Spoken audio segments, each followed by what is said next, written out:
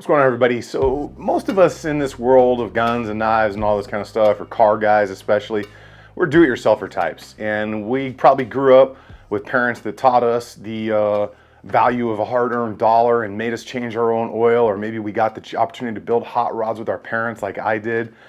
And it's amazing because you learn a lot. You learn a lot of self-reliance, and you learn a lot about the right tool for the right job, especially when you break something on a car that is very expensive and you have to pay to replace it, and that car's not yours. What you also learn is maintaining your own stuff, especially if you've ever been in the military or a career field like that. You learn that maintenance of your weapon, maintenance of your tools is extremely important because that's what's going to keep things going should the need come. Now, one of the things I never really got much into was really expensive knives. And the reason for that is you can get thousands of dollars deep in custom made knives or different kinds of things. So I always kind of stayed in that, like, $50, maybe $150 range, because any much more than that, I kind of get afraid to use them because I beat knives up, I break them, I chip the blades, and I don't want to be replacing $150 to $200 to $300, $400 knives consistently because I just don't have that much disposable income, and I think it's just kind of a waste of money. Now, most of us that are into guns are usually into knives too, or hunting and fishing and camping, things like that, and we know the value of a good sharp knife. Now, I've had a knife sharpener for a very long time, generally not one of those like crazy expensive ones that you really have to be like a professional knife sharpener to use, but then again, I don't buy knives that are that expensive, so I'm not afraid to run them through a cheap style sharpener. And I was recently going through my fishing and hunting gear and camping stuff, and I kind of realized, this is probably some information I should put out on something that's very cheap that I think that everybody should have in their kit, and that is a simple desktop sharpener. Now, I've had this specific one by SOG for quite some time, and I have used it on probably 40 or 50 knives over the history of its lifespan, and I replace it probably every, 5 years or something, or when I notice that I'm not really getting that blade sharp off just a pass or two through it. Because in all reality, on something like this, you only want to do, maybe like 2 to 5 passes at most to get that edge on that blade. Any more than that, and you're really going to be tearing into it pretty hard. Now, right up front, guys, I would not run my $300 Microtech or anything through this sharpener right here. It's not meant for that. Those really high-end blades are really meant to be sharpened by somebody who has the appropriate skill set to do that and the appropriate tools, because a lot of that exotic steel doesn't like a sharpener quite like this. You could deform the blade depending on what style of blade it is. But if you're a guy like me that buys, relatively inexpensive knives, like something like this, which is a ZT knockoff, a zero tolerance, it's not bad, just a basic blade on there. Or something like this that I was sent recently by my buddy that actually, he's an owner of Ravencrest Tactical. They make auto opening knives and some other stuff. Some of it's a little bit better than others, and then some of it's decent. Pretty cool though. It's an auto opening karambit, so that's pretty badass. I've never seen something like that. So those are the kind of blades I'm going to put through a sharpener like this. That $50 to maybe $125, $130 blade.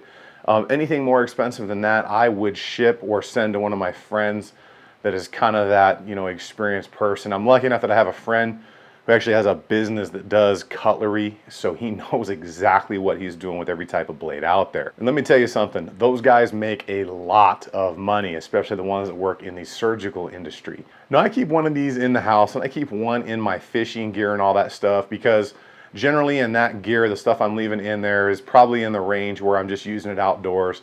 Heck, I've even used this to sharpen a small axe with, and it did a pretty good job.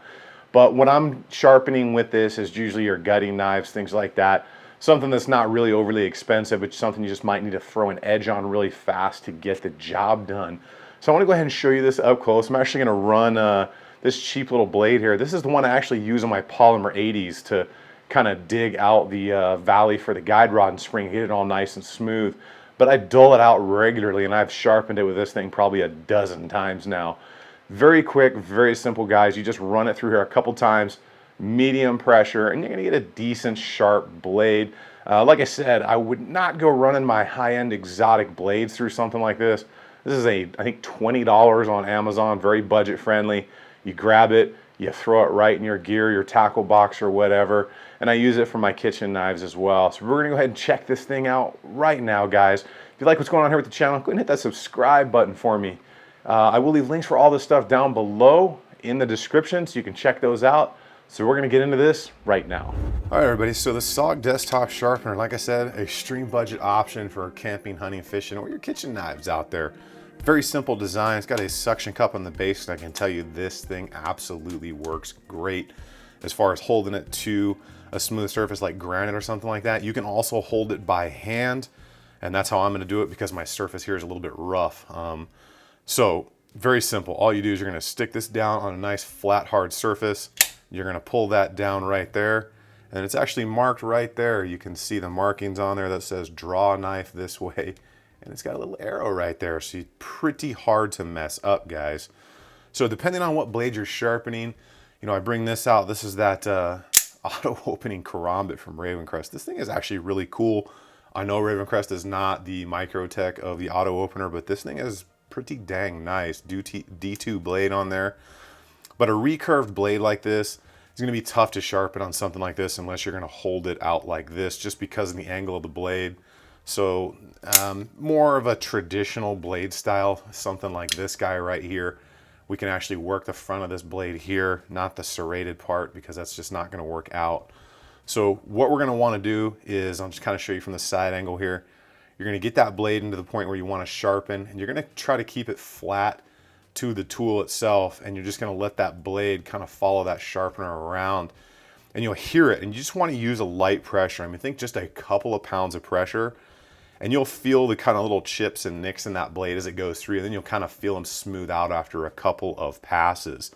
Now, what I like to do, it's what my buddy told me, I actually like to put a little dab of oil kind of on my finger, and then I will rub it like that away from the blade and where I'm sharpening, and then I'll generally oil the bearing in any knife that I have that hasn't been oiled or something in a while. So I'm going to go ahead and sharpen this one right now. Like I said, you want to keep it flat, and normally I wouldn't have to hold this down. I would just put a finger across here to keep my hand out of the way. But since I can't use the suction cup on this surface, I am going to hold it. So be careful if you are doing it this way, guys, and you're just going to try and keep it flat. And you're just going to run it through a couple times like that. I can feel those little nicks I've got in there from using this blade for things it's not supposed to be used for. And after a couple of passes, they are going to come out, and this blade is going to be fairly sharp again. So you can actually hear some of those nicks I had in the end. You can kind of see them right there. You can see some of the chunks in there. So I've run it about 3 times. I generally will run this, you know, 2 to 5 times. Like I said, just medium pressure until I kind of feel those nicks start to go away. And right there, it felt quite smooth. And you'll feel it when those nicks are kind of out of there, and you can kind of see that very, very tip, the shiny part, where that blade has kind of resharpened, and you don't see those really nasty nicks in there anymore. So you can tell just by going like this, definitely sharper than it was. You know, a lot of things that the knife guys do, they will get you a piece of paper or something, and you kind of cut paper like this to the side, and that kind of tells you this is a cardboard style paper. But if you can get through that without kind of tearing like this, that's how you know your blade is really sharp or not. So when you can pass through, you know, a general piece of paper and just kind of slice it like that, you're going to be good to go. So that was a little dull. Give it 1 or 2 more passes, and we should be good to go at this point. Okay, so we'll go ahead and bring that back in, and we'll see. You can see right there the nice cut that it made. That's what you're looking for when it comes to sharpening something out. So I really hope that helps you out, guys. We'll go ahead and get back up in the chair and finish this up. I know, guys, not the most expensive thing in the world, and definitely don't put your high-end blades through it, but it works. For those of us that are hunters, campers, fishers, anything like that, you got a $20 gut knife. This is the perfect thing to sharpen it with. I wouldn't run my Microtech or any of those high-end crazy blade steels through here. You're probably going to want to send those to a knife shop or someone who deals with cutlery for a living. But these are definitely things for us, me and you, the common man. You put a little bit of oil, run your blade through there, oil your blade up, and you're going to be good to go. I would really say this is probably for your $120, $150 knives and down. Anything much more expensive than that, you're probably going to run into some pretty crazy steel types or some exotic blade curvature or something like that. You probably just don't want to run this through there. So I really hope you guys like the video. It's a really cheap option to keep your, your hunting stuff, your fishing stuff really sharp, or just that kitchen stuff too, so the wife doesn't have a tough time cutting up your dinner for you, or you cutting it up for her, because you should be cooking for your lady once in a while too. So if you guys like anything you saw here in the video, I will leave links down below for you. If you like the video, give it a thumbs up and subscribe to the channel. I will see you guys on the next one.